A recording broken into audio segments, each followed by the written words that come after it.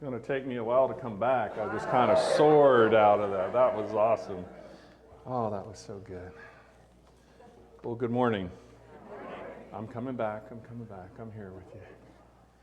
I wanted to share with you some thoughts that I had. And we have some times that are going on right now. That would you say that they're just calm and peaceful? Anybody? No? Quiet, yes. If you watch the news, or if you just are alive, you know that there's a lot going on in the world today. And so we have some choices to make on how we react to those things that are going on in the world today. So I want to talk to you about some feelings. How many of you have heard a comment along the lines of fear is in your head? You know, it can be changed. You're totally in control. Anybody hear that? No? Well, a couple of people. And then whenever somebody says that, what is your first reaction? Well, if I touch a hot stove, I'm going to get burned. So I better have a fear of that, right? And so we're going to make that distinction. So there's a reaction of fear, a physical danger, and that's, I would put in the common sense area, and so we're going to put that off to the side. But now let's talk about the reaction to emotions. And it was interesting as I like to take words and kind of dissect them and, you know, get them into pieces that I can understand. And so for fear, I actually come across the word anxiety. And with anxiety, it's a reaction to emotions. So then I go, oh, well, that's where that saying came from, that it's not real because you're, you know, reacting to emotions. But I went, wait a minute, emotions are real. You know, I'm feeling them. And so what am I going to do with that? You know, where can I go so that I don't feel the way that I do when there's a lot going on in the world and I don't really know how to deal with that? Well, that's what I'm going to talk to you today about, a little path, a little method that you can use. Holmes says that there's 4 sources of fear: poverty, pain, being misunderstood, and uncertainty. Which one of those 4 do you think I'm going to talk about today? Uncertainty. See, I'm done. You guys, I can't. So a lot of times, you know, you say, it's kind of flippant. You say, well, just don't think that way. You know, just think right. You know, stop thinking that way. And you go, what are you talking about? I'm living in this anxiety. I'm living in this feeling right now. And so how do I change? And that's what I want to share with you. Things that I've come up with and how you can change. The first thing that needs to happen is to have a shift in focus. A shift in focus. And I think all of you know that I'm very fond of Ernest Holmes, so I use a lot of his quotes. So the quotes today are a little lengthy, so hang in there with me. So in talking about the shifting of focus, this is from Ernest Holmes. Every person will have to find God in his own way. It would be a rash and foolish person who could assume that it is the sole and only right way. His way is right for him, of course. Let him follow it. Through his way, let him help anyone he can. But if he has an understanding of life, he will know that we are all in the same boat, more or less adrift in an ocean of uncertainty, but all on the same voyage. So if you looked at that and saw that we're all in the same boat, we're all headed in that journey of this life and experience. So if you are in that boat, what kind of feelings do you have for the other people that are in the boat? If you know you're all in the same boat, are you trying to throw them out the boat? You know, I've heard some people say they want to throw them out of the boat, but just realistically, we're not wanting to throw anybody out of the boat. We're all in this together. So I like that analogy that he used, that, you know, we're all in this together. So that's really a shift of focus. And if we say that we're all in this together, can somebody come up with a word that really describes all in this together? What are we demonstrating? Unity. All right. I didn't even have to pass flashcards out or anything. That's cool. And so So that's the first step is realize the truth that we're all into this together, that we are doing this, we are going down this path, and we are discovering life, together. And then we go into, okay, well, now that I know this truth, how do I prepare for it? How do I prepare for it? Well, one of the things you can do to prepare for it is non-resistance. How many of you heard that word a lot about non-resistance? I'll tell you what I felt when I first heard that word. It was giving up. Non-resistant means I give up, I'm going to sit in the corner and be quiet, and I'm not going to fight with anybody. I'm just going to be here. Well, that's really not what non-resistance is all about. So, again, going to Ernest. Non-resistance does not mean resignation, morbidity, and uncertainty. Non-resistance means that instead of fighting conditions, we go along with the universe and refuse to admit that there is any problem that does not have a solution. All right, so how many times in these times of today that there's an uncertainty there and we don't know how it's going to turn out, so we get all anxious about it because we don't know how it's going to turn out. But if you knew that the universe had the answer and that an answer would be found by us to solve the problem, would you have a different outlook on what you were viewing?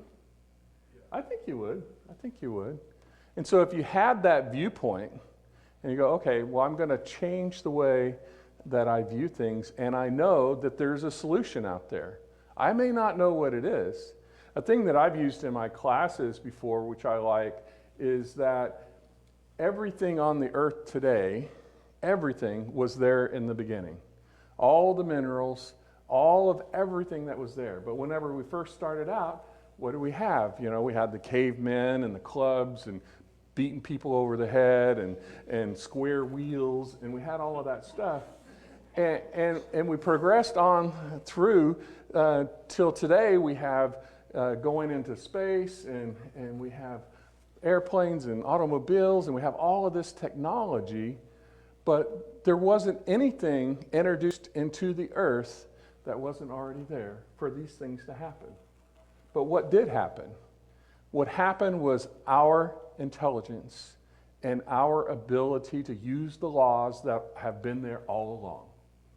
And so by doing that, we can, I got a little noise going. We can know that there's the non-resistance is just knowing that there's a solution out there. How many of you would love to know every solution to every problem before you were confronted with it? Okay, we got 3, 4 people. Okay. Well, that's not possible, I don't think. But I mean, we're learning as we go along. But what's second best to that is knowing that there is a solution, knowing that you're going to be okay, and knowing that everybody else is going to be okay. That solution is there, and it's going to be determined, and we're going to move on and press on forward. All right, so we've got the shift in focus. You got the unity thing going. We know about the non-resistant. And so those are things in preparation for action. Is everybody ready for the action part? All right, here's the action part.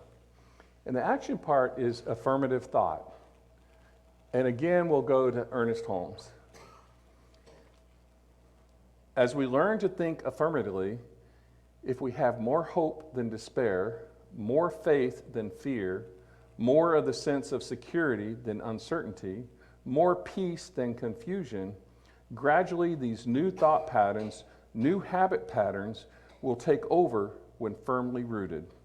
We will then be automatically bringing to bear on every situation a peace and a calm and an assurance which are not only contagious to other people, but which silently attract to us those things that we are affirming.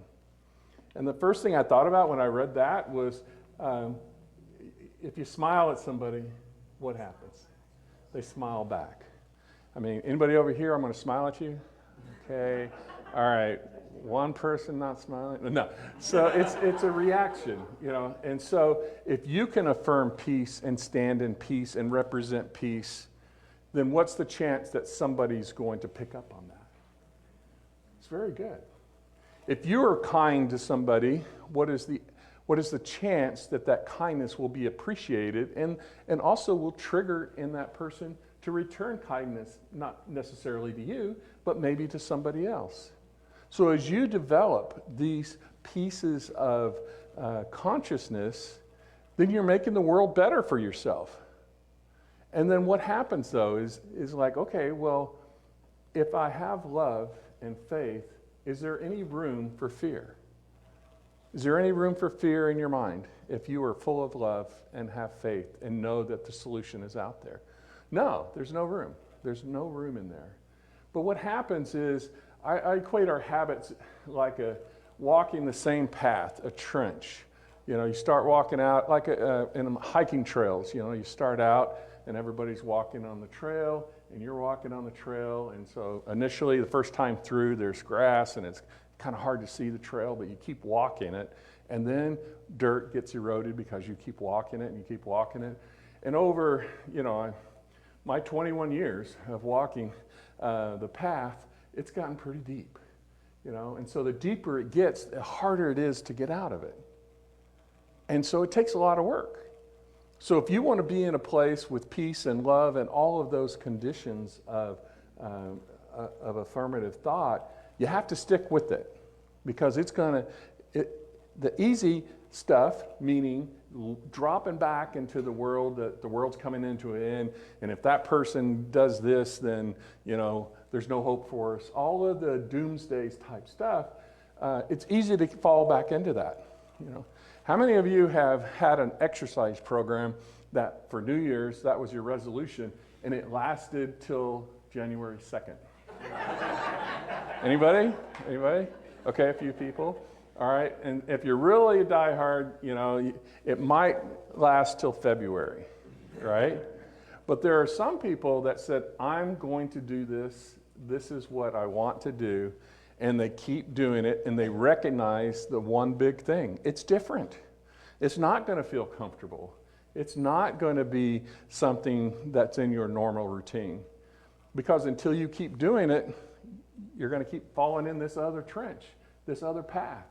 And so you have to figure out how to do that. And how you figure that out is just realize that we're all in this together, and also realize that that whenever we have these situations where we can run and hide, right, or we can stand up for ourselves, you know, the run and hide thing is kind of an easy thing to do, right? You can turn off the TV, you can ignore that something's happening, you can say, oh, this is the greatest times we ever had, and you can do that, but that's not, you know, realistic. But what you have to do is go into those difficult situations, go into those things that you don't really understand, knowing that we're all one and that God's right there with you, and go into it. Learn about it, be at peace with it, and know that you're in the right place at the right time. And so as you do that, that's how you build that habit. And it's contagious, just like the smile. It's contagious. So as you get the smile going, also get the love going and the faith and the peace. It's catchy. It's really catchy. I think we have a demonstration of it here every day. How many of you, when you walk in on Sunday, love the hugs and look forward to the hugs? That's a connection. What does that say? We are one. I accept you. I'm with you. All right? How many of you would go outside and hug the first person you saw on the sidewalk? Anybody? Ask permission first. Thanks, Larry. But the idea is to get to a frame of mind that you would be willing to do that. And we do that. We see people that are in hard times or in difficult situations. What is the first thing we want to do? We want to comfort them. We want to connect with them and let them know that they're not alone. And so that's the plan. You know, that's the plan. The 3-step plan. All right? The plan is to shift your focus and practice non-resistance, and then do affirmative thought. Now, I've been talking for a little while, and some of you that know, whenever I talk, I always make a movie reference. How many of you are disappointed you haven't heard a movie reference yet? Okay, all right. Okay, here's your movie reference, okay? So the movie for today is Evan Almighty. And I don't know if you've seen that film. It's from a while back. But basically, Evan is a congressman, and God tasked him to build an ark.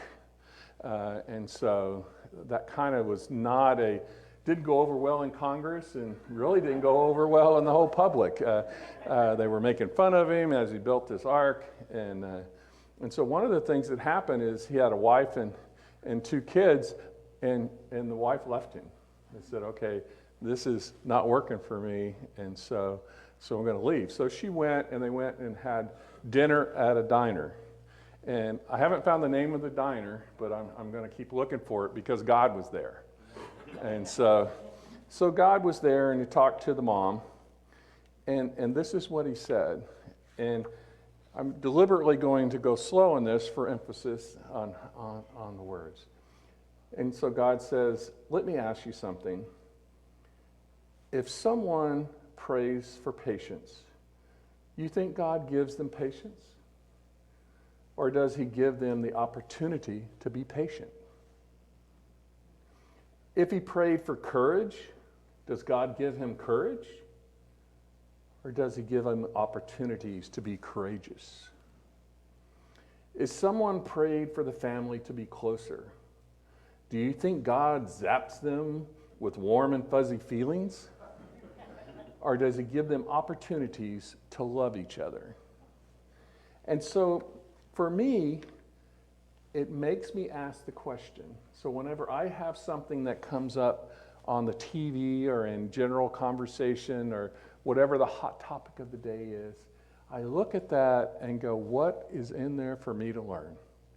Not that it shouldn't be happening, not that, man, this is going to be a mess, but what is in there for me to learn? What is there, what is God's message in that particular activity? Can you just feel how your perception of that event would shift if you're trying to understand it versus what is in here for me to learn? What is God showing me in this particular activity or this experience or this feeling or in this person?